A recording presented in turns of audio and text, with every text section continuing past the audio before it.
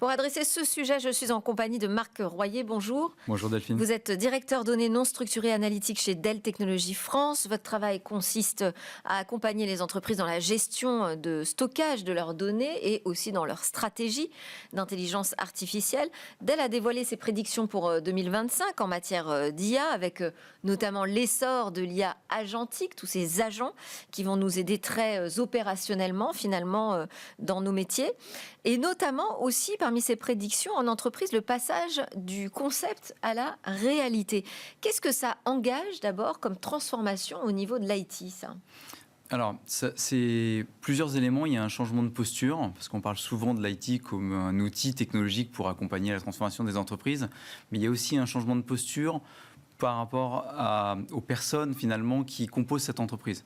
Donc c'est le mélange, ou en tout cas la conjointure d'un savoir-faire technologie, de méthodologie, et puis d'accompagnement humain pour pouvoir accompagner cette transformation.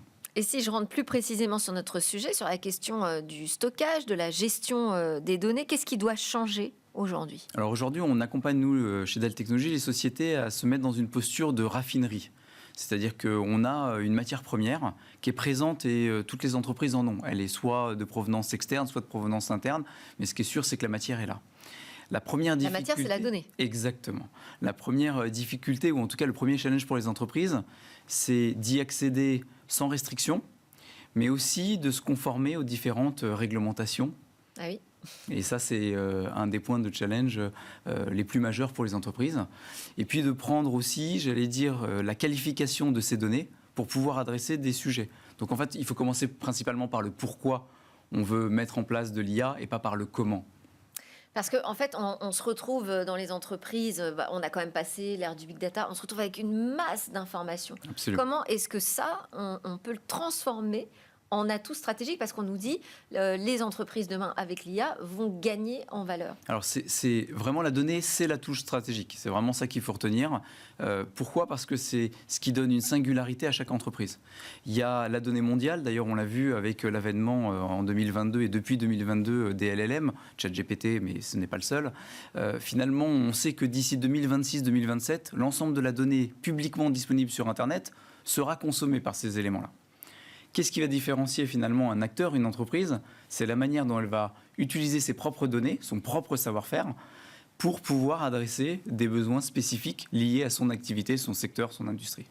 Et ça, c'est vraiment le game changer pour moi. Et est-ce qu'il y a aujourd'hui des offres d'infrastructures, des offres de stockage qui sont adaptées justement à cette nouvelle ère de l'IA ? Alors c'est ce qu'on a mis en place chez Dell Technologies. J'ai souvent tendance à dire qu'on est un industriel qui a mis en place des solutions industrialisées pour pouvoir consumériser l'information au sens large. Et c'est vraiment ça le métier qu'on a mis, en place pour épouser l'IA. Vous avez vu certainement un certain nombre d'annonces sur l'IA Factory que Dell a promu. Alors mais ça, aussi... les IA Factory, ça c'est le mot de 2025, j'ai envie de dire. Exactement. Parce que c'est chez Dell, mais c'est aussi au niveau européen, au niveau des États membres. Absolument.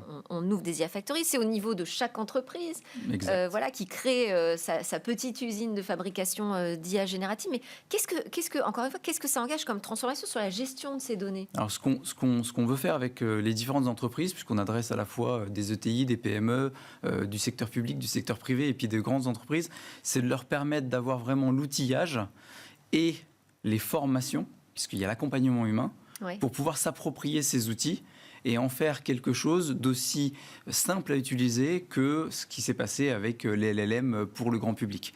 Et c'est vraiment ça, cet objectif. Et derrière, ça veut dire mettre en place des infrastructures dédiées ? Exactement. Donc, c'est des infrastructures dédiées avec des spécificités pour pouvoir utiliser, consommer l'information et pouvoir prendre de la décision de manière impactante. Parce qu'une entreprise cherche à avoir un impact sur son business et donc il faut derrière un KPI pour pouvoir le mesurer.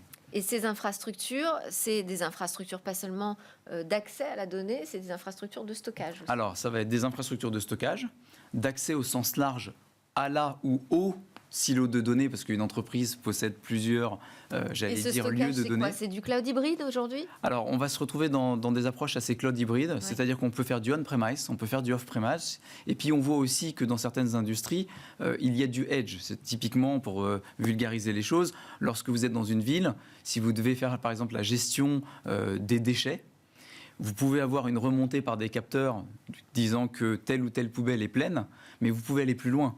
On parlait tout à l'heure d'IA avec les agentiques. Oui. L'idée derrière, c'est de dire qu'on va peut-être optimiser au jour le jour les finalement cheminements du ramassage des déchets, par exemple.